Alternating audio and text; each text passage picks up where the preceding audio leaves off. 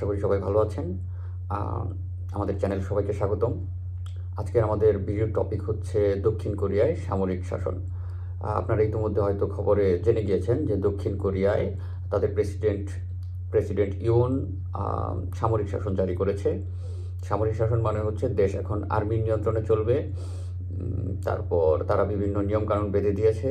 সেই নিয়মকানুনগুলোর মধ্যে হচ্ছে দেশে কোনো মিটিং মিছিল করা যাবে না, অনেকে একত্রিত হয়ে একসাথে থাকতে পারবে না, রাজনৈতিক কোনো কর্মকাণ্ড চালানো যাবে না কোরিয়াতে, মানে দক্ষিণ কোরিয়াতে।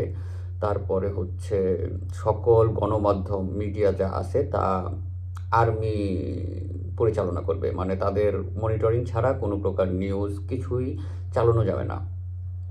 তো কেন সামরিক শাসন দিয়েছে সে ব্যাপারে প্রেসিডেন্ট তার বিবৃতিতে বলেছেন যে দেশে উত্তর কোরিয়া, যে কোরিয়া হচ্ছে কিম জং উনের, তো উত্তর কোরিয়ার ইনফ্লুয়েন্সটা দক্ষিণ কোরিয়ায় বেড়ে গিয়েছে। তারা বলছে যে এসব কমিউনিস্ট যে এলিমেন্ট আছে রাষ্ট্রে সেগুলো সরানোর জন্যই তারা এই সিদ্ধান্ত নিয়েছে যে অনির্দিষ্টকালের জন্য দেশে সামরিক শাসন চলবে। সামরিক শাসন তারা দিয়েছে হচ্ছে কোরিয়ায় সময় তখন রাত 11টা। এটা হঠাৎ করে দিয়েছে, এমন নয় যে আগে থেকে জানতো।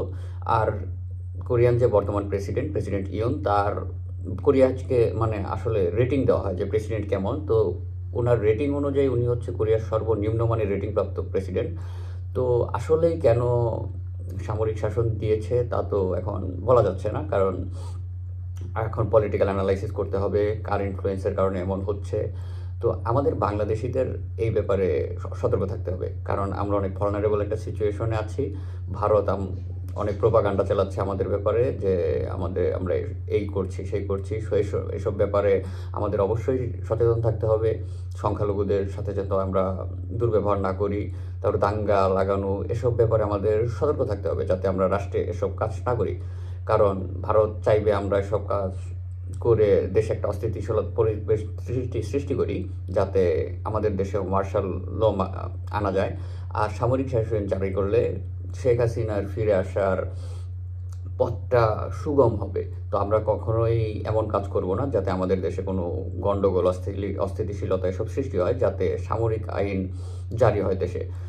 তো এই ব্যাপারে সবাই সতর্ক থাকবেন। কোরিয়ার মতো একটা দেশে যদি সামরিক শাসন দিয়ে দিতে পারে, তো আমাদের দেশে সামরিক শাসন দেওয়া কোনো ব্যাপার না।